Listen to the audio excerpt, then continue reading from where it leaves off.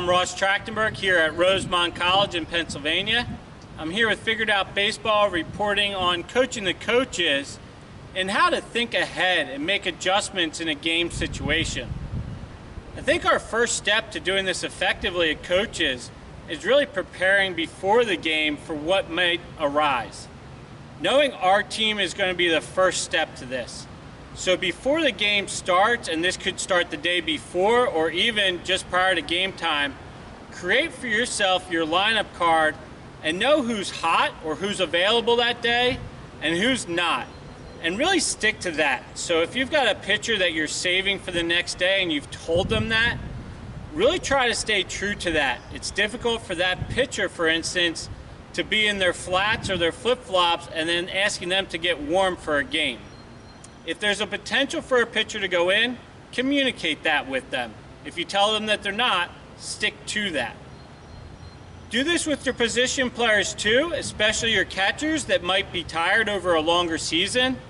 You know who's available to do what on a given day, based on how tired they are, if they have injuries, how they're doing mentally. I suggest you check in with your players during the game too. If a player's not sure if they're able to pitch that day, tell them to go throw and report back to you. If a player might be stiff and not sure if they can run, same thing, ask them to get loose and report back to you.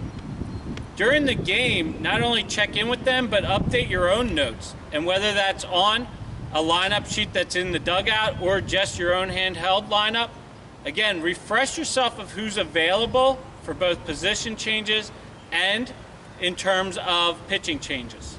When we look at our opposition in terms of what might arise, let's again familiarize ourselves as best as we can with that opposition. This can be done at various levels of baseball by just watching games ahead of you, or maybe there's games that are streamed, perhaps stats are available, or even just watching the other team's infield-outfield routine or pitchers warming up in the bullpen.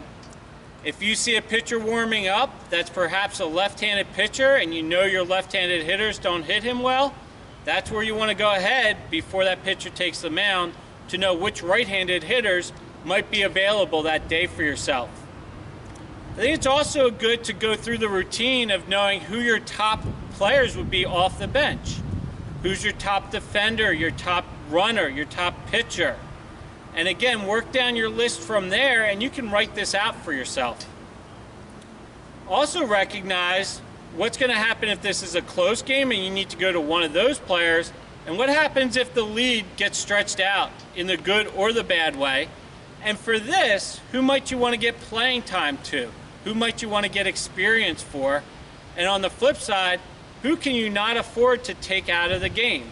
If you know when you take your shortstop out of the game, your infield falls apart, then even a 10-run lead might not be enough to take your shortstop out.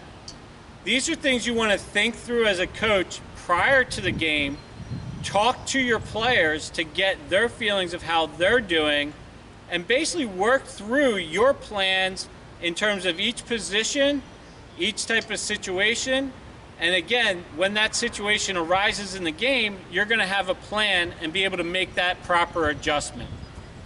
I hope this is helpful to you coaches in terms of what you can do to help yourself with in-game adjustments. Again, I'm Ross Trachtenberg here with Figured Out Baseball, coming to you from Rosemont College in Pennsylvania.